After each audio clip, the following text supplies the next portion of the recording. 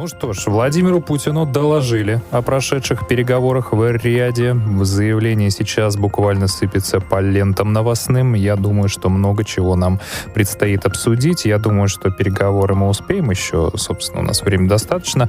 А вот текущие заявления нашего президента интересны и примечательны, особенно на фоне уже прошедшего тура переговоров. Значит, о чем говорил наш президент? С удовольствием встретиться с Трампом, но для этого нужна подготовка. В общем, как вы думаете, эта вещь, наверное, все-таки очевидная, но на ваш взгляд по срокам?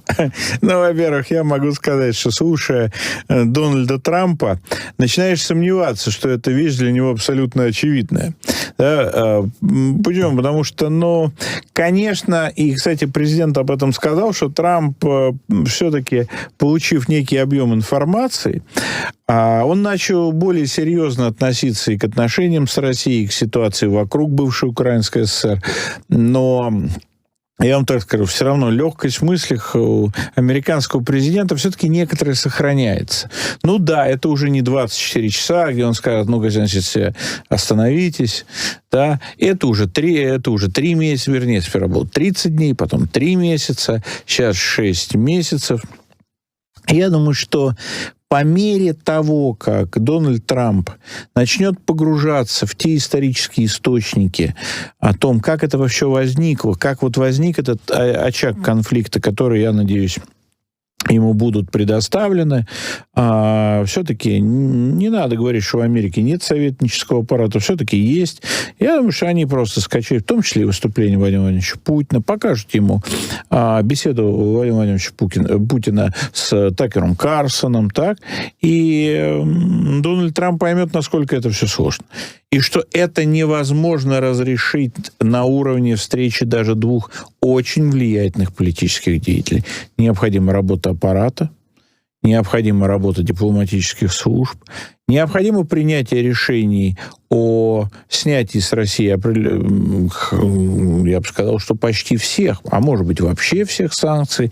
Необходимо устранить дестабилизирующее влияние некоторых глобальных сил. В частности, и кстати, до этого, до понимания этого Дональд Трамп точно, абсолютно дошел. Это очень важно, и мы не должны, что называется, не видеть того прогресса, который совершил американский президент. Он понял, что в этом конфликте есть силы, которые заинтересованы в дальнейшей дестабилизации, в дальнейшем существовании этой воронки конфликта. И это евроатлантисты. Я думаю, что во многом этим продиктовано достаточно жесткое поведение не только вице-президента Джей Ди Венса в Мюнхене, но и последующие довольно жесткие комментарии Трампа. Так? В отношении европейцев. Да, он там говорит, что, пожалуйста, если вы хотите, вы можете участвовать в конфликте, я вам продам оружие, но в действительности в рамках общей картины понятно, что он начинает дорастать до понимания сложности. Мы должны ему в этом помочь, мы не должны, что называется, его подталкивать. Но то, что действительно то есть общее понимание, что для того, чтобы выйти на встречу двух лидеров, должна быть проделана очень большая работа. Ее можно проделать довольно быстро. Так? Но без этой работы, без согласования неких документов, это невозможно. В чем была ценность встречи в Эр-Рияде? В том, что эта ситуация абсолютно мертвого, я рискну сказать, тупика в российско-американских отношениях, она была преодолена. Американцы уже хорошо, что они осознали, что они находятся в тупике. Они осознали, что стратегия изоляции России не работает, и они начинают предпринимать меры по выводу Соединенных Штатов. Да, потому что Россия в тупике не находится. Да? А Соединенные Штаты, с точки зрения отношений России, находятся, в глухом тупике. Да, они начали выходить. Но, кстати говоря, здесь надо сказать, что мы даже до конца не осознаем, насколько глухим является этот тупик, с насколько низкой точки мы начинаем размораживать российско-американские отношения. Но я просто вам скажу, что одной из позиций, которая, в том числе в американских СМИ, в американских экспертных площадках, площадках обозначается в качестве главной, является нормализацией деятельности посольств.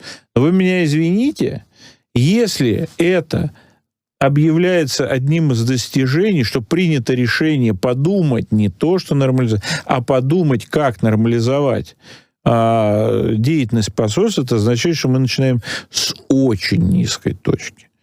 Да, то есть мы еще даже, американцы еще даже не знают, что каким образом нормализовать деятельность посольств, наверное, все-таки первый шаг был сделан, когда кроме американского флага на американском посольстве никаких других флагов, я думаю, что все мы поняли, про что я сейчас говорю, вывешиваться не должны. Это уже серьезный шаг вперед. Но есть нюанс. И вот мы должны его точно понимать. Нюансов ведь очень много. Главный нюанс. То есть есть вот такие ключевые вещи. Нет, нюансов там очень много. Мы должны понимать, что, такой элементарный нюанс. Вице-президент Джей Ди Венс, Илон Маск, Кит Келлог и Рубио, госсекретарь, это представители абсолютно разных, более того, конфликтующих между собой кланов. Понимать, что современная американская администрация — это такой феномен крайне мозаичный. Она собралась против. Она собралась для того, чтобы не допустить скатывания Соединенных Штатов в деградацию и в конечном счете к прямому военному столкновению с Россией. И надо отдать должное этой мозаичной коалиции, что в отличие от их противников, они поняли, что мы жахнем. Внушает исторические преимущества. Но стратегический нюанс касаемо переговоров, не вообще двусторонних отношений, а именно переговоров, он же очень простой. Эти переговоры не могут закончиться как бы ничем. Они не могут закончиться просто рукопожатием, хотя бы потому, что мы начинаем с этой очень низкой точки. Они должны закончиться подписанием некоторых документов, может быть, не очень большого числа, может быть, какой-то совместной декларации. Они могут, эти документы, быть не юридически обязаны, потому что протащить что-то через нынешний Конгресс, оно, конечно, можно. Да, но есть вопрос. А можно ли будет все то же самое в развитии того, что мы сейчас подпишем, протащить через Конгресс, который будет избираться через 2 года? О как! Вот это вот главный вопрос. И надо сказать, что сохранение Трампом полного контроля, и, в общем, Трампом и кланами его поддерживающими, давайте вот тут быть корректными, контроля над политической системой США после 2026, как говорится, я бы рубля 3 бы поставил на это, советских, конечно, так, а вот 10 уже нет. Да и насчет 5 бы подумал, потому что, 3 рубля, конечно, деньги серьезные, но 10 рублей — это совсем серьезные деньги для советского времени. Да, поэтому вот здесь вот такой нюанс. Но это должно чем-то закончиться. Это не может, что встретились 2 лидера, да, в Саудовской Аравии, да, хорошо. Кстати говоря, могу сказать, что, в общем, очень деликатно, очень аккуратно вел себя наследный принц Салман. И, конечно, это фигура. Да, все мы говорим о наших переговорщиках. Надо сказать, что мы впервые с той стороны за многие годы увидели переговорщиков, с которыми можно говорить серьезно. Потому что, вы меня извините, даже с ранним Блинкеном о чем-то серьезно было говорить нельзя. Но о чем говорить с человеком, который приезжает и зачитывает вам методичку Демпартии США, причем такую еще от руки написанную какими-то хамскими там заявлениями. И абсолютно наплевать, что уже с той стороны скажут. Этот человек был неслышащий. Очень хорошая фраза была сказана. Причем в той или иной степени она была сказана с 2 сторон. Мы не только слушали, мы слышали. Да. Да? И вот в этом смысле мы должны отдать должное прежде всего, конечно, Рубио. Да, это человек глубинного государства. Да, это человек по уши связанный с американскими спецслужбами. Но, может быть, это и хорошо, что мы имеем дело не с балаболом, я ни на кого не намекаю, да, а с человеком, который понимает аппаратную работу. И вот я думаю, что Рубио Трампу может объяснить, насколько сложен путь к каким-то соглашениям. Но, конечно, Бен Салман фигура. Ну, конечно, послушайте, это человек, который, видимо, о чем-то для себя договорился с обеими сторонами. Но замечу, что мы не знаем, о чем он договорился. Никаких утечек нет. Вообще саудовцы, они, в общем, такие в политическом смысле люди неболтливые. Но даже с учетом традиционной неболтливости саудовцев, вот то отсутствие утечек, я сейчас включу просто профессора, не политолога, а вот именно профессора Института медиа. Но давайте вспомним вчерашний день. То есть огромный наброс, волна, каток, если хотите, разного рода прогнозов, планов, да, которые, по-моему, удивительно, удивление вызвал американский план урегулирования, по-моему, вызвал большее удивление у американцев, нежели у нас. Да? Вот. Но, я так скажу, были, в общем, очень опасны. Я не буду сейчас даже привлекать... Насчет прогнозов я напомню Reuters, который решил запустить трансляцию из центра Киева, как бы ненавязчиво намекая, может быть. Надо сказать, что, конечно, отключился Bloomberg. Кстати, я абсолютно был не удивлен, да, потому что, Reuters, конечно, тоже... Вот извините, вот здесь вот я такой методологический термин употреблю. Отчебучил. Да. Вот. Это, конечно, было смешно. Но, конечно, огромная заслуга саудовской стороны, и вот это надо отдать должное. Понятно, что обе делегации работали очень грамотно, но заслуга саудовской стороны была в том, что никаких содержательных утечек в ходе переговоров не было. Да. Реальная информация исходила только из официальных заявлений российской и американской стороны. В связи с этим вопрос, почему площадкой для переговоров стремятся стать такие страны, вот как мы уже обсудили, Саудовская Аравия, Турция неоднократно. Эрдоган заявлял о своем намерении. В Европе, кстати, тишина. Почему именно так сейчас складывается ситуация? В Европе, во-первых, была не тишина, тут я вас все-таки поправлю. Как только стало понятно, что дело идет к контактам таким уже официальным, не неофициальным, а к официальным контактам российской и американской стороны, вылезли швейцарцы, которые сказали... Швейцарцы, да, соглашусь. Да, а мы, тут тоже нейтральные. Нет, ребята, вы не нейтральные, вы часть санкционной системы. Турция, да, я думаю, что это встреча в Эр-Рияде, это очень серьезный удар по амбициям Эрдогана. Но я думаю, что он в глубине этой души понимает, почему встреча в Эр-Рияде, а не в Анкаре, и не в Стамбуле, и не где-то еще. И, наверное, надо подумать, в чем был неправ, да, где погорячился, как это можно исправить.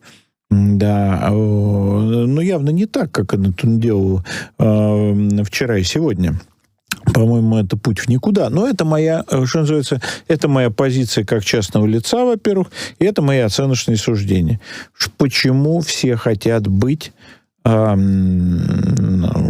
площадкой для переговоров? А потому что они понимают, насколько это важно. Да? Насколько важно хотя бы быть в линейке стран, где будет происходить новая Ялта. Я в новую Ялту пока не верю. И никаких предпосылок для того, чтобы она произошла, нет. Они, может быть, сложатся. Я думаю, года через 3, через 4. Да, может быть, чуть раньше. Вообще события развиваются очень быстро. Поэтому я могу с своим пессимизмом быть глубоко неправ. Но люди... В политических элитах значительной части стран они верят в возможность быстрой Ялты.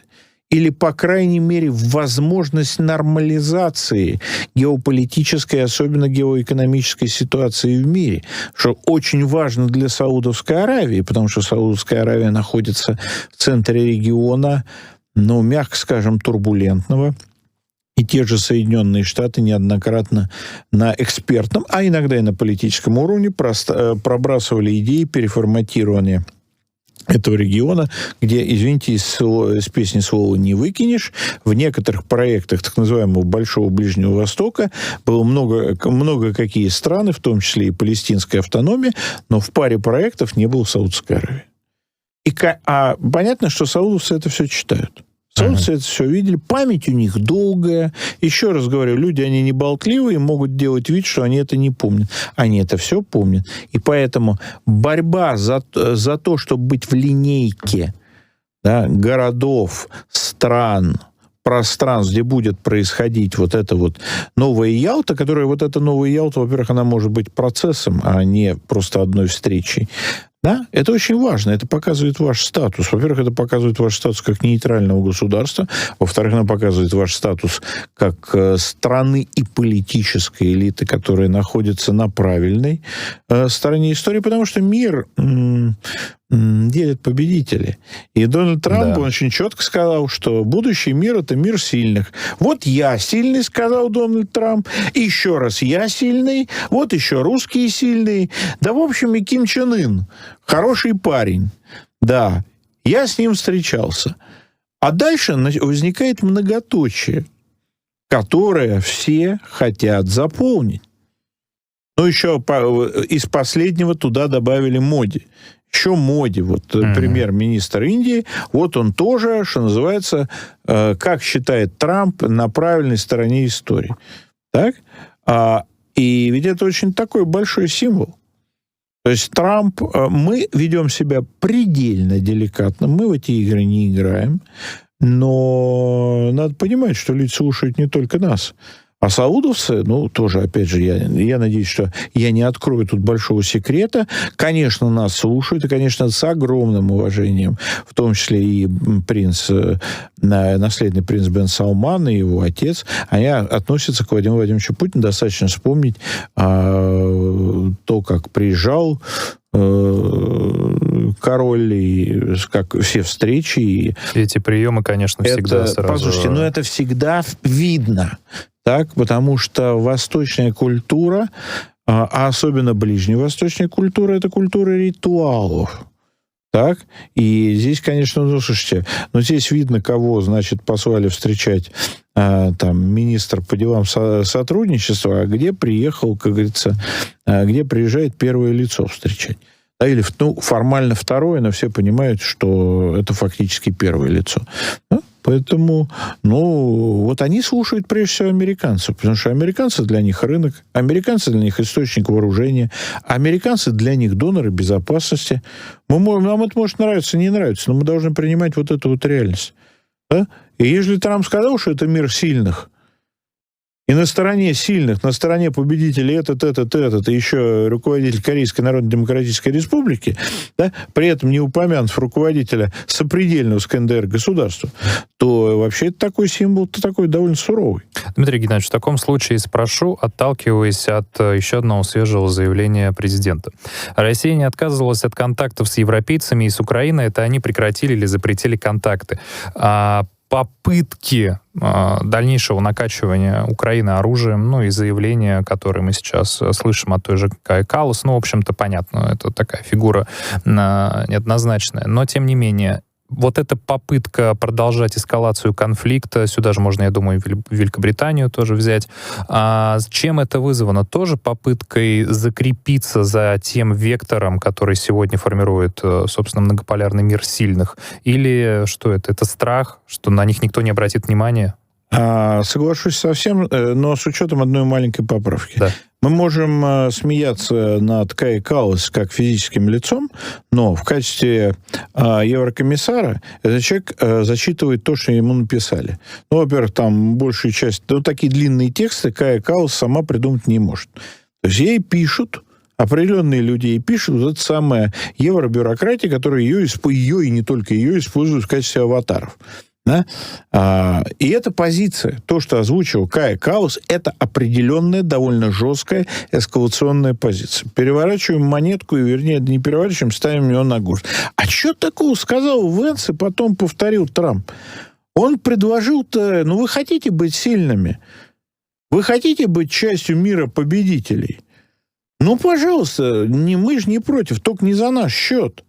Вы хотите купить билет, как значимые европейцы, Евроатлантика, если хотите даже, хотя, ну, вот скорее к Евроатлантике он обращался, а не чисто к ЕС. Да? Ну, давайте, купите билет. Касса у нас, Склад вооружения у нас. Но за наш счет дальше изображать из себя значимую геополитическую силу у вас не получится. Вы и так много украли. При этом Трамп это сказал, что европейцы становились или пытались изображать из себя значимую военно-геополитическую силу в мире на украденной фактически у американцев, хотя бы такое полуофициальное лицо. А Трамп это официальное лицо совсем. Да? Европе предложено, она хочет, так сказать, доказать, что она значимая сила. Ну, пожалуйста, вопросов нет. Но здесь возникает важнейший момент, который мы недооцениваем. Вот мы все думаем, что для Европы важна Украина.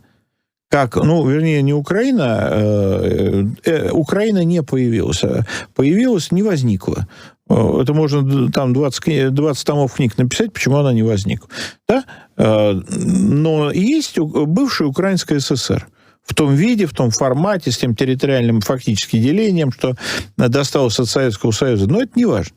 Вот мы все время думаем, что важна бывшая Украинская ССР. Да, и там активы, пространство и так далее. Ну да. Но нет. Потому что для Европейского Союза точкой самореализации является не Украинская ССР, на освоение которой, на реиндустриализацию, на социальную стабилизацию у Европейского Союза тоже нет денег. И они тоже это хотели делать на чужие деньги, но в данном случае не на американские, а на китайские. Я думаю, что я не сказал ничего того, что никто не знал. Да? Для Европейского Союза точкой реализации является не бывшая Украинская ССР, а конфликт, военно-силовое противостояние вокруг бывшей Украинской ССР. Только в рамках этого военно-силового противостояния Европейский Союз и европейская часть вот этой Евроатлантики может претендовать на какой-то значимый военно-политический, геополитический статус. Как только этот конфликт исчезает. А кто же такая европейская часть Атлантики? Это где? Это кто? Но возникает вопрос... Это страны в центре Евроатлантики, в Брюсселе, где вот это все расположено. В некоторые части этого города, я там бывал, уже нельзя ходить, причем не только ночью, но и днем. И так везде.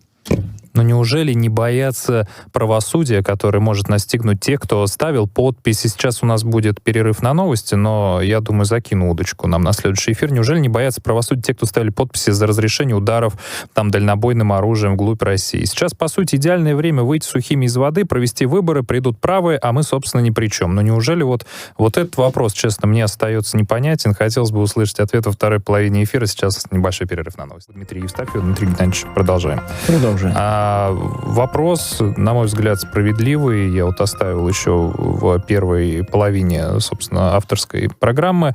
Неужели вот те европейские силы, которые сегодня продолжают главенствовать, готовы, что называется, на широкую руку и дальше вкладываться в эту воронку, как казалось бы, бесконечного конфликта? Ну, послушайте, во-первых, они вкладывали не свои деньги.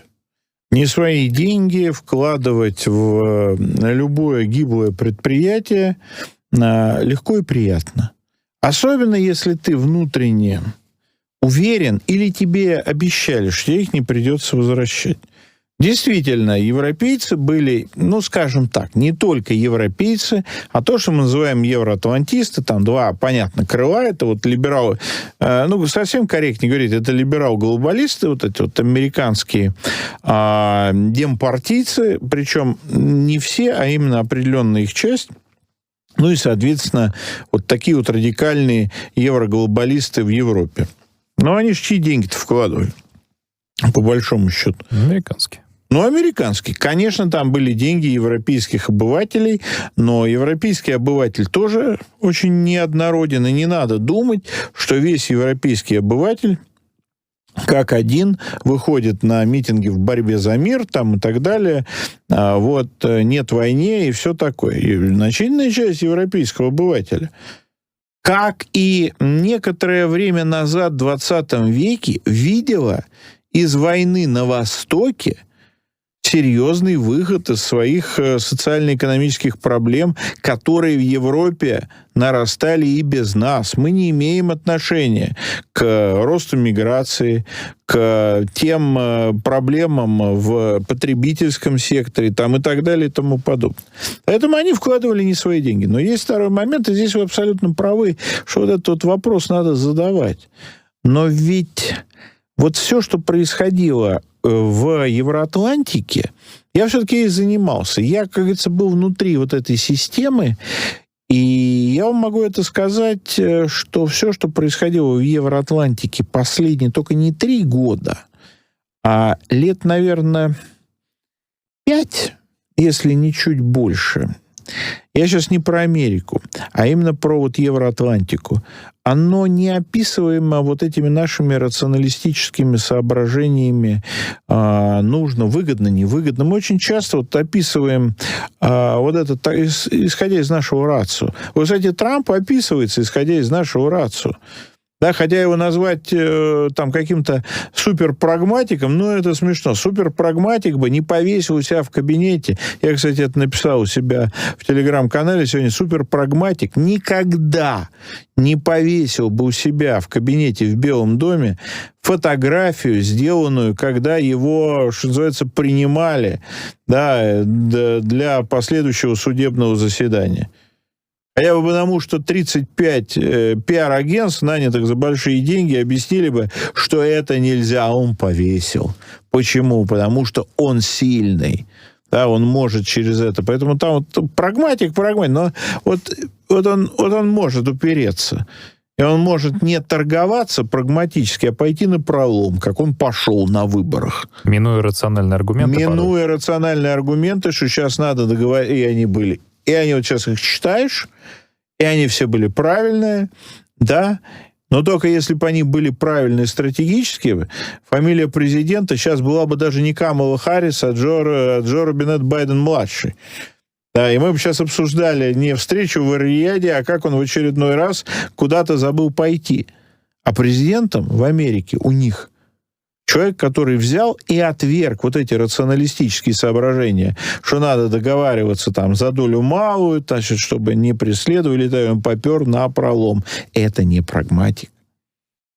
Так? Но, а вот и противостоящая сторона, она иррациональна. Потому что все, что они делали, или почти все, понятно, что там огромное жульничество. Понятно, что украли на этой украинской воронке конфликта столько, да, что там это космические суммы. Вот чтобы вы понимали, последняя цифра от Илона Маска, это не обязательно про Украину, но просто для понимания того, сколько крутилось 4,3 триллиона долларов были потрачены за последние годы. Если там я не нашел сообщений, за сколько последних лет, но явно, что за последние вот там 4-6 лет максимум. Ну хорошо, наворовали 4. вы. Да, дальше вы следите. Без специального бюджетного кода. Вот у нас это невозможно. То есть у нас просто нельзя без бюджетного кода, который привязывает к статье деньги, у нас их просто невозможно отправить. И, кстати говоря, величайшая в этом заслуга Михаила Владимировича Мишустина, еще в бытность руководителем Федеральной налоговой службы. Да? Это просто невозможно. А там 4,3 триллиона долларов. Нет, не все их украли. Так? Часть из них просто растворились где-то. Но это же космическая сумма. Это же сумма, ну, то есть... а вот эти вот мафусаилы, которых он выявил, да, понятно, что там есть и компьютерные глюки, и не все из этих... Там, пример, я считал в столбик, как говорил мой учитель физкультуры, в дробях я не силен, я считал в столбик. Но получается, что по самым скромным подсчетам людей, которые вот имели номер социального страхования и которые там могли получать некоторые пособия, не обязательно получали, но могли, да? Вы мне извините, их под 14 миллионов человек. А вы понимаете, что это деньги, это не циферки в компьютере, это деньги, которые можно обналичить. Это не всегда то, что называется кэш, да, это могут быть талоны, там, купоны на что-то, но это то, на что вы можете купить продукты, там, да вы что хочешь можете на это купить. Вы знаете, эта сумма, это не менее 100 миллиардов долларов обналичиваемых денег в год. Хочется спросить, а что, так можно было? Трамп-коинах надо было платить. Это тоже афера та еще, потому что можно Трампу нельзя этому аргентинскому президенту, да, который на этом влетел, конечно, в большую замазку. Но я вам про другое. Да, конечно, там много украли огромное количество, но вся вот эта вот система воронки коррупции, еще раз подчеркну, не на бывшей Украинской ССР, на конфликте вокруг бывшей Украинской ССР. Эти деньги украсть просто, освоить, хорошо, будем политкорректны, освоить эти деньги просто на украинской ССР невозможно, потому что такие деньги не осваиваются на стране с ВВП примерно, по-моему, на максимуме 200 с чем-то миллиардов долларов в год. ВВП. Да. А вот на конфликте можно. А вот конфликтный, да. Причем. Так вот это все базировалось на абсолютно железобетонной вере в две вещи. Что за это не надо будет отвечать. Вот эти фиктивные подписи, за фиктивные контракты, по которым танковозы, сухогрузы ушли в Африку, а не на Украину. И второе. А эти деньги не надо будет возвращать. Эти деньги, которые были в один конец, поэтому такая реакция на Трампа. Почему возвращать-то будет только Украина? И то не факт. Да, потому что, вот, на мой взгляд, европейские, евроатлантические элиты пытались на базе Украины создать экономический перпетум мобиле. Да, то есть вот это бесконечное, понятно, что это не перпетум мобиле, потому что все время надо было закидывать американские деньги, но он вращаться должен был до бесконечности. И поэтому такое шоковое, то есть Трампу прощали все, пока он не сказал, что это мои деньги. Да? Пока он не сказал, что это 500 миллиардов, это мои американские деньги. Трамп же тоже очень специфический парень. Да? А американские деньги для него его. В какой-то мере это очень интересно. Это появление в Америке хозяина. Потому что, вы меня извините, в Америке американские деньги всегда, особенно в последнее время, были народные. Да, то есть ничьи. Давай проявил активную гражданскую позицию. Он говорит, это мои деньги, я за них отвечаю и не дам их воровать. Все говорят, а что, как это? Да? И говорит, эти 500 миллиардов мои. И вот тогда на этих по-настоящему, на этой теме, фильм такой был великолепный, «Немой» с Игорем Ильинским, там, Кторов, да, было дело о 3 миллионах. Так, комедийный, великолепный фильм. Конечно, это сейчас смотрится смешно, но по тем временам, я думаю, это была революция. Вот, значит, там в советском кинематографе было дело о 3 миллионах, надо снять голливудское дело о 500 миллиардах. Я думаю, что это был бы триллер там с отрезанными головами там, и так далее. Вот такая расчлененка бы у них была. Да, сценарий дарю бесплатно. Но ведь с этого же начался слом. До этого они, Трампа, евроатлантисты, терпели. Он мог запрещать трансгендерам служить в армии. Съели. Он мог даже, отправить часть госслужащих в отпуск. В действительности там против этого боролись, но ведь по факту-то съели.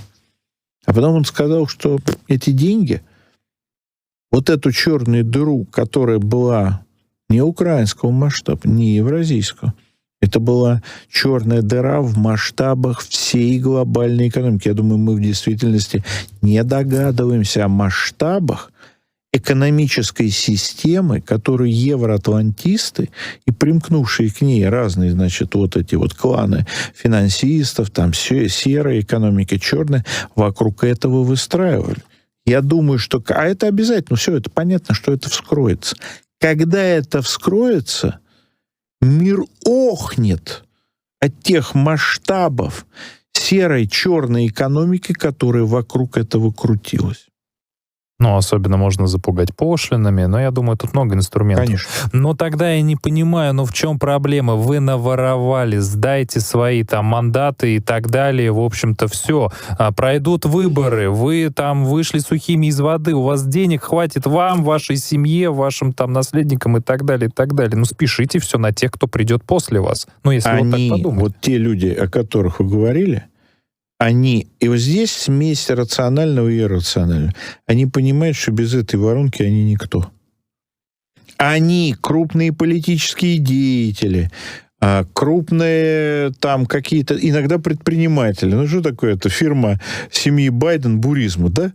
Кто-нибудь ее вообще слышал до вообще этой украинской истории? Нет, я-то слышал, но в связи с другими там такими что называется, серой экономики, не будем показывать пальцем на некоторые крупные страны, в которых она работала, но именно как лоббистка такая, теневая контора.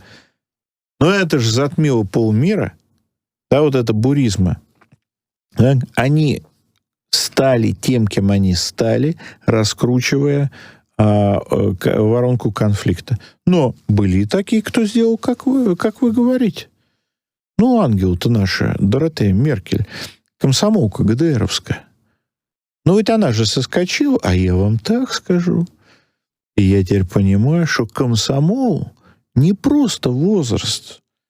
Да? Даже если это ГДРовский комсомол, комсомол был ее судьбой, потому что именно комсомол научил Ангелу Доротею Меркель, что самое главное в нашем деле вовремя смыться. Это, кстати, из другого фильма «Праздник Святого Йоргена» с теми же Ктором Великолепным и Игорем Ильинским, который наверняка Ангела Доротея Меркель смотрела, да, как человек, изучавший русский язык и советскую культуру. Вот она почему-то поняла, что ей лучше смыться. И смылась. А дальше пошли люди, которые не имели комсомольского опыта, даже ГДРовского, даже чехословацкого, даже там в других странах социалистического сотрудничества, которые... А это очень важная вещь, потому что в Советском Союзе было много, особенно вот этих людей, которых двинули по партийно-комсомольской линии, и они проходили партучебу, там было, конечно, очень много всего смешного. И я ни членом партии не был, но и в комсомоле тоже как бы больших чинов, да и вообще никаких чинов не занимал, но на партучебу меня заносило. Знаете, там, во-первых, там было достаточно иногда смешно и интересно, говорили интересные вещи, но там вдалбливали одну вещь. Историчность мышления. Да? Первичность экономики, что оказалось не совсем так, и историчность мышления, историчность процессов, оказалось полностью так. И вот сейчас мир разделился, я не знаю, откуда вот понимание. И есть ли у него в действительности глубокое понимание историчности процесса у Трампа, у Маска точно есть. У Маска и Венса. Но это люди, судя по тому, что они говорят, по книгам Венса, по Маску, у Маска меньше это проявляется. Но это люди, которые очень много читали. То есть вот эти вот люди, которые через губу смотрели на, как они считают, американскую деревенщину Венса, они прочли, вот они все такие из себя рафинированные были, так они вряд ли кто-то столько прочел, сколько Венс. Это при том, что личность довольно специфическая, особенно если ее биографию прочитать. Но мир делится на людей, у которых есть историчность сознания, которые понимают, что все процессы носят исторический характер, да, что экономика, политика являются элементами определенной исторической эпохи. И со сменой исторической эпохи меняется и идеология, и политика, и экономика, она тоже не вечна. И тем более социокультурные отношения. Они сейчас очень важны. И тут же вспоминаются генпрокуроры тех самых 13 демократических штатов, которые, собственно, направляют коллективные эти иски, значит, в адрес Илона Маска, Именно департамент, так. который он возглавляет. Именно так. Более того, сейчас попытку Илона Маска отжать под предлогом наличия конфликта интересов Starlink. Да? Ну вот мир, как он разделился.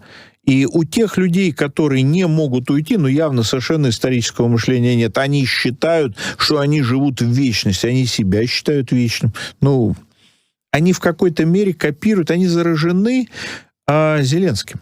Потому что вот Зеленский считает, что он вечный, непогрешимый, и никто его не может тронуть. Ну вот вы посмотрите на этих всяких еврочиновников. Это при том, что еврочиновник — это вообще назначенный человек. Да? Это человек, политический ресурс которого равен нулю.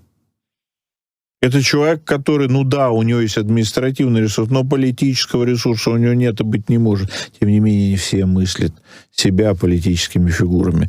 Но, кстати, ведущими политическими фигурами. При этом у меня есть вопрос, а насколько быстрая Ялта будет надежной? И как, по-вашему, будет действовать Россия, если одна из сторон нарушит договоренность? Ну вот по второй часть вопроса я не могу, Григорий Ел спрашивает, а я ответить не могу, потому что, ну, это пусть начальство решает. Вот это один из тех моментов, когда я всегда говорю искренне, причем. Начальство виднее, потому что начальство точно будет на момент принятия решений, что делать, знать больше, чем я. Но первая часть вопроса очень интересна. Любая Ялта недолговечна, быстрая, медленная, процессная, если только эта Ялта не является вот таким процессом, который растянут по времени, и на каждом этапе которого мы достигаем определенного геополитического результата. Сколько просуществовала Ялта? Вот мы говорим, Ялтинская система, и сколько она просуществовала?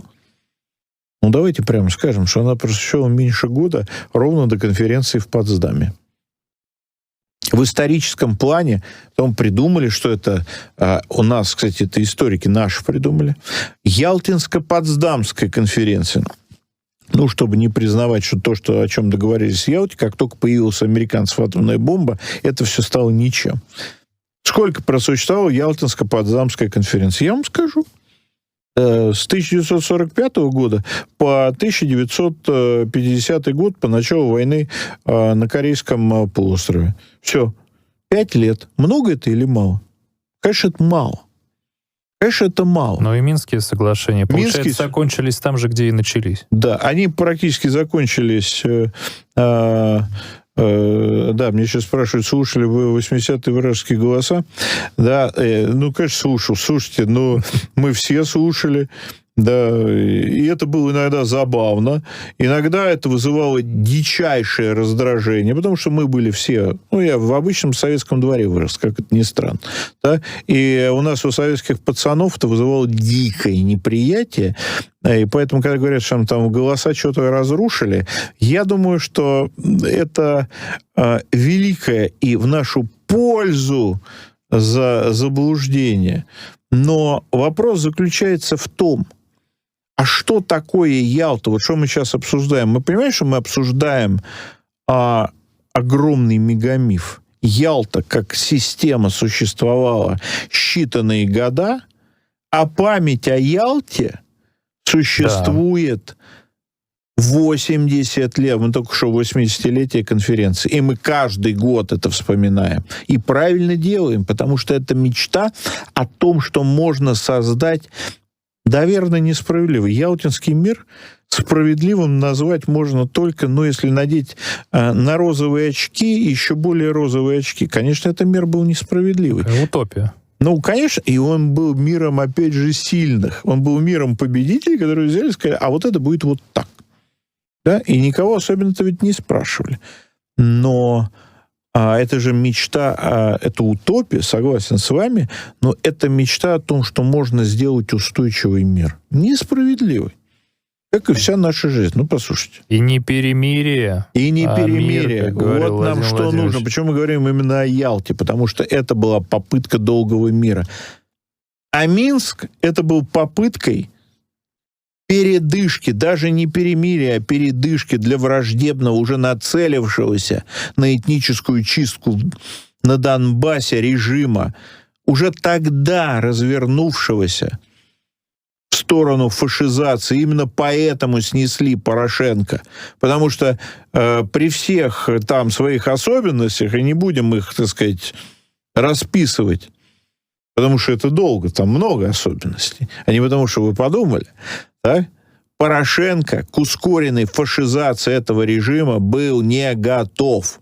И его снесли и поставили куклу, за руками которой, который уже тогда имел еще больше особенностей, нежели Петр Алексеевич Порошенко. Да? Руками которой совершили за считанные месяцы ускоренную фашизацию Украины. Вот так. Дмитрий Геннадьевич, так как у нас, во-первых, остается чуть больше минуты, но я не могу не обсудить такую тему в контексте, раз уж мы говорим с позиции сильных, то заявление Владимира Владимировича: Россия и Соединенные Штаты работают по вопросам экономики на энергетических рынках, по космосу и другим направлениям. Как вы думаете, будем работать тоже с позиции силы, с позиции того, что мы будем наращивать эти возможности, или наоборот в сторону взаимного контроля? Ну, во-первых, взаимный контроль и договоренности относительно более-менее вменяемого режима мировой торговли энергоносителями, в особенности газом и нефтью, и снятие санкций в этой связи с российской нефти, ну, это просто напрашивается. Второе, надо очень постараться, чтобы, будучи в положении России, начать играть в сфере энергетики, Арктики и космоса с позиции слабости. Это невозможно. Мы в этих сферах, которые очень нужны Трампу, да, он там тоже не всегда играет с позиции слабости, но мы там точно находимся в позиции силы. Вопрос только в том, чтобы деликатно и не дестабилизировав ситуацию, эту силу разыграть. За этим мы, собственно, и будем сейчас наблюдать в ближайшее время, надеясь на то, что все-таки хоть маленький кирпичик этого фундамента восстановления российско-американских отношений все-таки заложен. Профессор Дмитрий Евстафьев и ведущий Денис Воробьев были для вас в этой студии. Спасибо, всего доброго.